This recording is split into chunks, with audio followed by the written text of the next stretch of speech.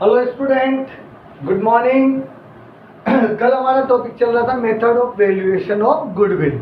Method of valuation of goodwill में हम लोगों ने 3 मेथड देखे। पहला एवरेज प्रॉफिट मेथड, दूसरा सुपर प्रॉफिट मेथड और तीसरा capitalization method. Average profit method में मैंने आप लोगों को बताया था कि जो एबनॉर्मल लॉस है वो तो प्लस होगा और एबनॉर्मल प्रॉफिट है वो माइनस होगा। पर कब होगा? अगर एबनॉर्मल लॉस हम लोगों ने पहले के प्रॉफिट में डिडक्ट कर चुका है तो उसको वापस प्लस करेंगे, और एबनॉर्मल प्रॉफिट ऐड हो चुका है तो क्योंकि ये हर साल प्रॉफिट होने वाला नहीं है तो इसको हम वापस क्या करेंगे? माइनस। इसी तरह एबनॉर्मल लॉस भी हर साल होने वाला नहीं है तो इसको हम क्या करेंगे? प्लस। पर अगर क्वेश्चन में कोई नॉर्मल एक्सपेंसेज है या डेप्रिसिएशन है या रेम्यूनरेशन टू पार्टनर वो देना हम भूल गए तो उनको हम वापस दे देंगे तो क्या करेंगे? माइनस। यानी कि कोई चीज ओमिट हो चुकी है तो उसको हम लोग वापस दे देंगे। अब हम लोग वापस कुछ प्रैक्टिस क्वेश्चन करते हैं ताकि आपको यह सब concept theoretical concept practically clear हो जाए। क्वेश्चन नंबर 5 आ जाओ। 5. A, B and C are partner in a firm sharing profit and loss in the ratio of 3:1.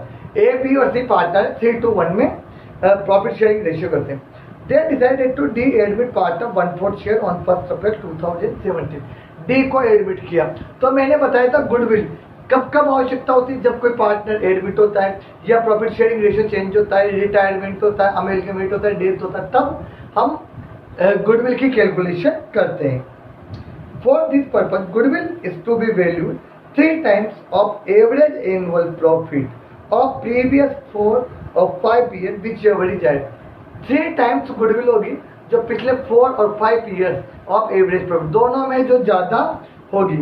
The agreed profit of goodwill for the purpose of past 5 years are as follow: 13, 14, 15, 16, 17। तो सबसे पहले हम लोग करेंगे calculation of average profit. जो पिछले 4 साल का एवरेज प्रॉफिट निकालो सबसे पहले तो, और पिछले 5 साल का निकालो। जो दोनों में ज्यादा एवरेज प्रॉफिट होगा उसको मल्टीप्लाई बाय 3 टाइम्स करेंगे तब गुडविल निकलेगी। तो सबसे पहले based on 4 year profit, based on 4 year profit, ठीक है। पिछले 4 साल का एवरेज ले लो।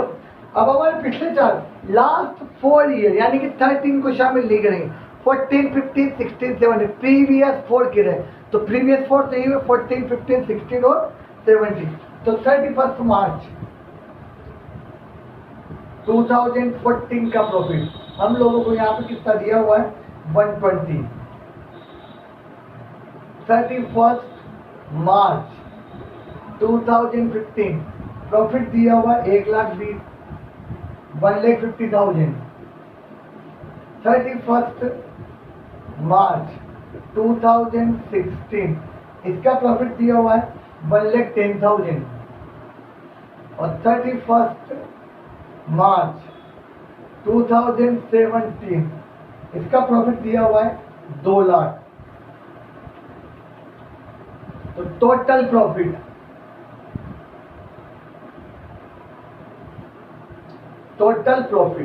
कितना हो चुका है? टोटल प्रॉफिट 1,20 और 1,50 2,70, 2,70, 3,70 और 10, 3,80 और 2 4 lakh. Average profit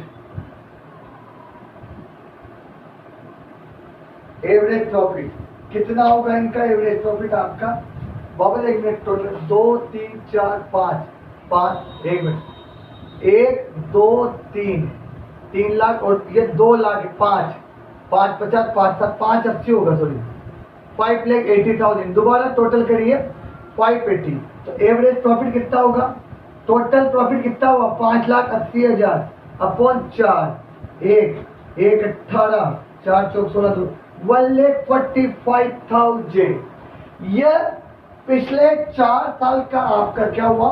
average profit कितना है? 1,45,000। अब हम लोग प्रॉफिट निकालेंगे पिछले 5 साल का, फिर 5 ईयर्स का जो प्रॉफिट होगा उसका भी एवरेज लेंगे, और जो दोनों में ज्यादा होगा वही आपका क्या होगा? उसको मल्टीप्लाई बाय आप क्या करोगे? 3। तो इसको आगे ही कर देता हूं मैं इधर, बेस्ड ऑन 5 ईयर प्रॉफिट। या दोबारा लिख लो। 4 ईयर का तो एवरेज आया 145। अब आ जाओ, बेस्ड ऑन 5 ईयर्स प्रॉफिट, 5 साल का प्रॉफिट कितना है? तो 31 मार्च 2013 इसका प्रॉफिट आ रहा है 1,30,000। 2014 इसका है 1,20,। 2015, 2016 और 2017 इनका प्रॉफिट रहेगा 1.5 लाख, 1,10 और 2, 1.5 लाख, 1,10 और 2 लाख। तो टोटल प्रॉफिट देख लो कितना हो। टोटल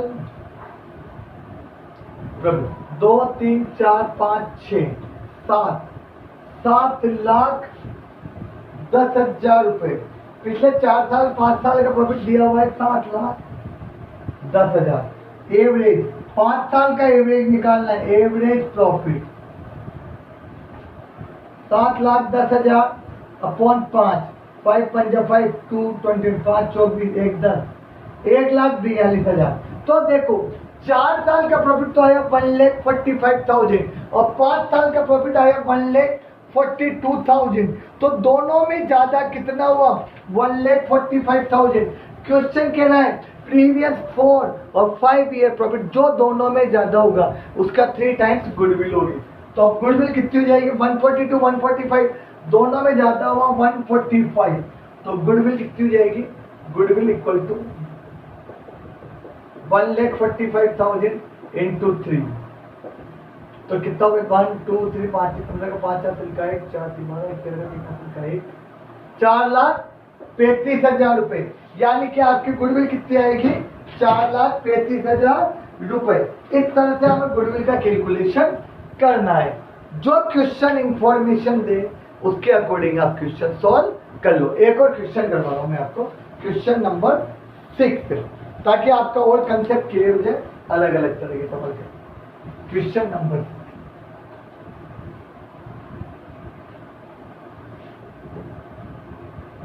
यस क्वेश्चन नंबर 6 देखिए। 6 पे क्या बात है? A, B, C are partners sharing profit and loss equally.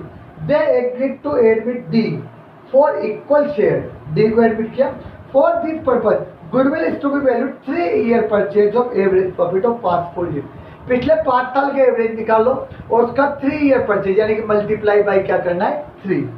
आगे 13, 14, 15, 16, 17 5 साल का प्रॉफिट दे रखे हैं। और 1 अक्टूबर 2016 a computer costing 40,000 purchase and debited to office expenses account on which depreciation is to be charged 25%. देखो पहली बात 1 अक्टूबर 2016 को हमने कंप्यूटर परचेज किया। क्या परचेज किया? कंप्यूटर परचेज किया। कितने रुपए का? 40,000 का। और ये आपने किस में लिख दिया? ऑफिस एक्सपेंसेस में लिख दिया।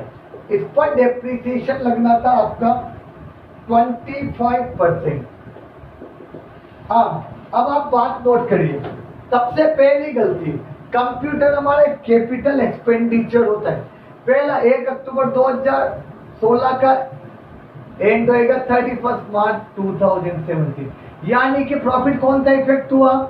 इफेक्टेड हुआ 31 मार्च 2017 का। नंबर 1 बात, 1 अक्टूबर 2016 को हमने कंप्यूटर परचेज किया, तो अक्टूबर, नवंबर, दिसंबर, जनवरी, फरवरी, मार्च, यानी कि 6 मंथ बाद साल कौन सा एंड होता है? 31 मार्च 2017। यानी कि जो भी इफेक्ट होगा वो 31 मार्च 2017 के प्रॉफिट में होगा। नंबर 2 बात, यह कंप्यूटर हम लोगों ने परचेज किया 40,000 का। यह 31 मार्च 2017 का प्रॉफिट आपको दे रखा है 1,85,000, यानी कि जो भी प्लस माइनस होगा वो 185 में होगा। अब ये 40,000 जो कंप्यूटर परचेज किया वो हमने गलती से ऑफिस एक्सपेंसेस में लिख दिया, जबकि कंप्यूटर हमारा कैपिटल एक्सपेंडिचर है और ये हमारी एसेट्स होती है। तो इसको बैलेंस शीट में एसेट में लिखना चाहिए था, पर हम लोगों ने इसको बाय मिस्टेक किस में लिख दिया? Office expenses. इसका इफेक्ट ये क्या हुआ कि आपका प्रॉफिट क्या हो गया, कम हो गया। अब प्रॉफिट कम हो गया क्योंकि 40,000 ये कंप्यूटर हमारा एक्सपेंसेज नहीं है, एक्सपेंसेज में लिखते प्रॉफिट कम हो गया, तो वापस इसको हम क्या करेंगे, प्लस करेंगे। किसमें, 185 में 40,000 कंप्यूटर परचेज। यह गलत हो गया। और नंबर 2 बात, इस पर जो डेप्रिसिएशन लगना था वो क्योंकि हमने एसेट नहीं माना तो डेप्रिसिएशन भी नहीं लगाया, तो ले इस पर हमें क्या करना होगा, डेप्रिसिएशन 40,000 का 25% 6 महीने का है, यानी कि 5,000। यानी कि आपका एक्चुअल प्रॉफिट 2017 का कितना होना चाहिए, 2,20,000। वापस देखो, जो हम लोगों ने कंप्यूटर परचेज किया इसको गलती से हम लोगों ने ऑफिस एक्सपेंसेज में लिख दिया, तो ऑफिस एक्सपेंसेज में लिखते ही इसका क्या हो गया, ये 31 मार्च 2017 का प्रॉफिट क्या हो गया, 185, ये कम हो गया 40,000 से। प्रॉफिट और 31 मार्च 2017 ये 185 कितने से कम हो गया, कंप्यूटर 40,000 का ऑफिस एक्सपेंसेज में लिख दिया, तो इसको हम वापस क्या कर देंगे, एड कंप्यूटर परचेज 40,000, क्योंकि ऑफिस एक्सपेंसेज नहीं है या एसिड से, तो खर्चा कम हो गया तो वापस प्लस। पर एक नॉर्मल एक्सपेंसेज डेप्रिसिएशन लगाना इस पर भूल गए, तो मैंने कहा था अगर कोई नॉर्मल एक्सपेंसेज है तो वो क्या करेंगे, माइनस। और जो गलत प्रॉफिट कम हो गया उसको हम क्या करेंगे, प्लस। तो 220। अब हम लोग एवरेज प्रॉफिट निकाल लेते हैं इसका, ये 2017 का प्रॉफिट 220 लेना है और उसका 3 टाइम्स क्या होगा, गुडविल। तो calculation of average profit, calculation of average profit, calculation of average profit. Yes, हाँ, सबसे पहले 2013, 14, 15, 16, 17 का प्रॉफिट लो। 31 मार्च 2013, 2014, 2015, 2016 और 2017 का क्या ले लेंगे, प्रॉफिट ले लेंगे। 60,000, 1.5 लाख, 20,000, 60,000, 1.5 लाख, 20,000 माइनस। इसके बाद 2 लाख और 1,85,000, 2 लाख और 185। 185 नहीं लेंगे, इसका सही प्रॉफिट हमारा कितना आया था, 2,20,000। चेंज हो गया आया था ना, अभी कंप्यूटर का एडजस्टमेंट किया था। अब आप प्रॉफिट निकालो, 1,50 और 60, 2,10, 2,10 और 2, 4,10, 4,10 और 2, 5 और 6,10,000। ये 20,000 माइनस कर दिया, 20 यहाँ पर मैंने, तो यहाँ पर कितना प्रॉफिट हुआ, टोटल 6,10,000। अब आप निकाल लो, ये तो क्या हुआ, टोटल प्रॉफिट। अब क्या निकालोगे आप, एवरेज प्रॉफिट 6,10,000 अपॉन 5, 1,22,000। 1,22,000 में गुडविल के लिए 3 टाइम, तो 3 टाइम्स गुडविल हम लोग निकालेंगे। तो गुडविल का फॉर्मूला क्या है, गुडविल बराबर average profit into number of year purchase. तो 1,22,000 इंटू 3, तो 3,66,000 हमारी क्या हो जाएगी, गुडविल हो जाएगी। इस तरह से हमें देखना है कि अगर कोई एक्सपेंसेस माइनस होने से रह गया है तो उसको हम लोग क्या कर देंगे, माइनस कर देंगे। और अगर कोई एसिड गलती से रेवेन्यू एक्सपेंडिचर में चार्ज होगी तो उसको हम क्या कर देंगे, वापस प्लस, और उस पर डिप्रिसिएशन में नोट कर लेना इस तरह की बातें, क्योंकि एग्जाम में एक पर्टिकुलर पॉइंट से ध्यान रखते हैं, पूरा सवाल हमें करना नहीं रहता है। तो कोई एसिड गलती से माइनस होगी तो प्लस, और बाकी उस पर जो डिप्रिसिएशन हो माइनस करें। कल कुछ और क्वेश्चन प्रैक्टिस के करेंगे हम लोग, और कल या तो वेटेड एवरेज प्रॉफिट नया टॉपिक लेंगे। Okay, thank you.